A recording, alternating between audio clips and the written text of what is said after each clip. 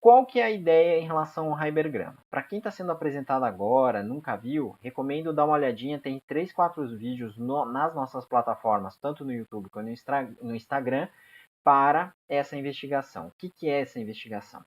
Mas basicamente ela nos apoia, nos ajuda a avaliar de uma maneira não linear, com cálculos muito complexos, mas numa assertividade muito grande, tá? Próxima da realidade, a real avaliação de síntese intratecal. Professor, o que é síntese intratecal? É a autoprodução de anticorpos no sistema nervoso central. Essa produção ela pode ser exclusiva lá, e por isso que se chama síntese intratecal, ou nós podemos ter um componente dessa produção vindo do sangue periférico. E aí, cada patologia, quando digo cada patologia, é cada gatilho da concentração responsiva, seja ela infeccioso, bacteriano, parasitário, viral ou neoplásico, ele tem um biocomportamento. E esse biocomportamento ele é avaliado através dos Heibergramas. Professor, eu não entendi. O que é o biocomportamento? Todas as doenças, tá? Sem exceção, fazem com que o nosso sistema imunológico tenha um padrão de resposta àquele agente nocivo, da concentração responsiva, tá? Professor, eu não entendi nada. Então vamos lá, ó. Vamos dar os exemplos. Concentração responsiva, o que eu falei lá anteriormente? É a concentração mínima de qualquer agente nocivo que inicia e dá o start do nosso sistema imunológico, ok?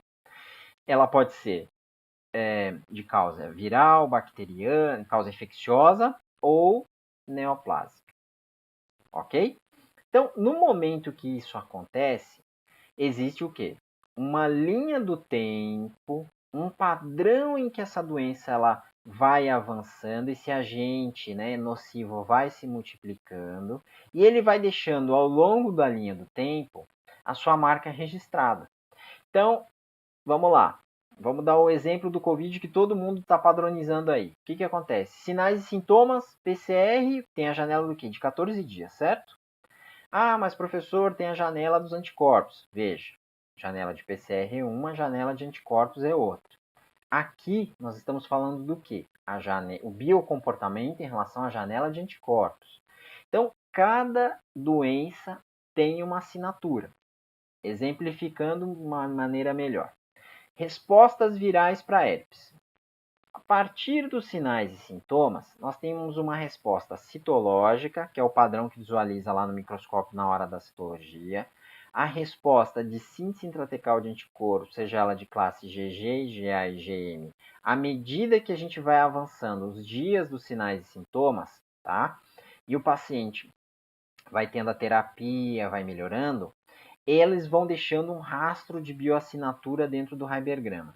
Esse rastro de bioassinatura, quando a gente avalia pelo Heibergrama, tradicionalmente os agentes a partir da concentração responsiva têm um comportamento. Esse é o biocomportamento. Então eu quero dizer que num determinado período em que tenha sinais e sintomas, o nosso organismo responde de uma maneira diferente para cada agente infeccioso. E por isso que o Heibergrama tem esse papel relacionado ao esse biocomportamento.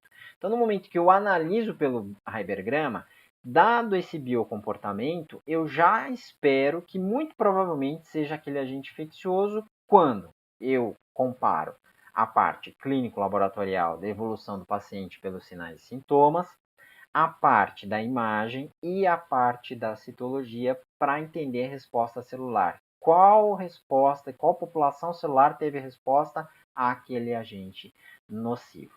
Então, exemplificando mais ainda, nós não temos a técnica de HPLC. O que é a técnica de HPLC? Ela fraciona, vamos dizer assim, qualquer material em meio líquido e lá, pelo peso molecular de cada material, se tem uma tabela mundial, tem um padrão mundial em relação a isso, não tem? Então, compara o gráfico aos padrões de peso molecular de cada elemento presente naquela amostra. O Heibergrama é a mesma ideia. Nós avaliamos o padrão do comportamento do Heibergrama e existem, né, estão sendo construídos os padrões internacionais do biocomportamento e a bioassinatura das doenças. Então a gente vem e verifica. Ah, mas esse aqui tem um padrão de Heibergrama, ele tem um padrão aqui para neurotuberculose. Ah, ele tem um padrão aqui para esclerose múltipla, ele tem um padrão aqui para síndrome de Guillain-Barré. Ah, ele tem um padrão aqui para síndrome de Freund, e assim sucessivamente.